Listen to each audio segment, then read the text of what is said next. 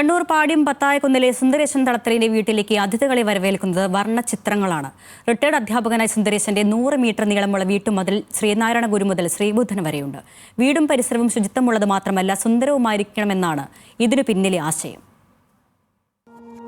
പാട്യം പത്തായക്കുന്നിലെ ദേവാങ്കണം എന്ന വീടിന്റെ ചുറ്റുമതിലിൽ ശ്രീനാരായണ ഗുരു മുതൽ ശ്രീബുദ്ധൻ വരെയുണ്ട്.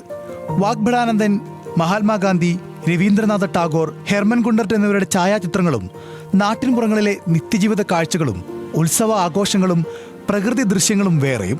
ചുമർ ചിത്രകലാകാരൻ സജീവൻ നെടുമ്പ്രമാണ് വീട്ടുടമയും റിട്ടയർഡ് അധ്യാപകനുമായ സുന്ദരേശന്റെ ആശയത്തിന് ജീവൻ നൽകിയത്.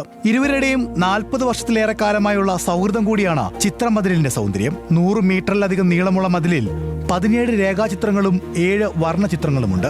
നല്ല വായനാശീലമുള്ള സുന്ദരേശൻ വീടിന്റെ മുകൾ നിലയിലെ ഒരു മുറിയിൽ ലൈബ്രറിയും ഒരുക്കിയിട്ടുണ്ട്. റഫറൻസ് ഗ്രന്ഥങ്ങൾ ഉൾപ്പെടെ 800ഓളം പുസ്തകങ്ങളാണ് ഈ ലൈബ്രറിയിലുള്ളത്. അധ്യാപന ജീവിതത്തിന് വിരാമമായെങ്കിലും വിശ്രമവേളകൾ സ്വന്തം നിലയ്ക്ക് ആനന്ദകരമാക്കാനുള്ള മാർഗങ്ങൾ മറ്റുള്ളവർക്ക് കാട്ടിക്കൊടുക്കുകയാണ് ഈ അധ്യാപകൻ.